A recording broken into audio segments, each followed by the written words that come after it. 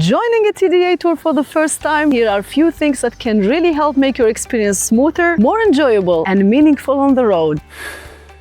A lot of people think a tour like this is only about fitness, but mindset is just as important. There will be hard days, uncomfortable moments. Staying flexible and positive makes a huge difference. It's easy to compare yourself to strong riders, especially in the beginning. This isn't a race, it's a long journey, and consistency matters more than speed.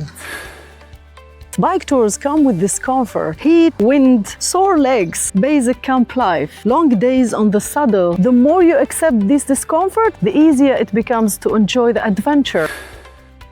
Be open to people and cultures. Some of the best moments on tour happen off the bike. Talk to locals, spend time with the group, share meals, ask questions, and stay curious. You are not only crossing landscapes, you are experiencing new cultures and meeting people from all over the world.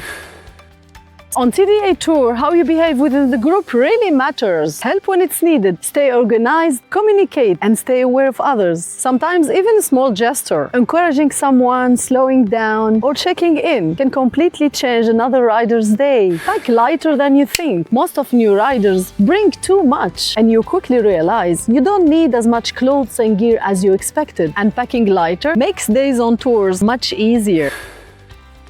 Not every day will go accordingly to a plan, and honestly, that's part of the magic of this kind of travel. Unexpected moments, random encounters, and small challenges often becomes the best memories. At the end of the day, a TDA tour is about much more than cycling. It's about adapting, learning, connecting, and sharing the experience with others along the road. So come prepared, but also stay open to whatever the road brings.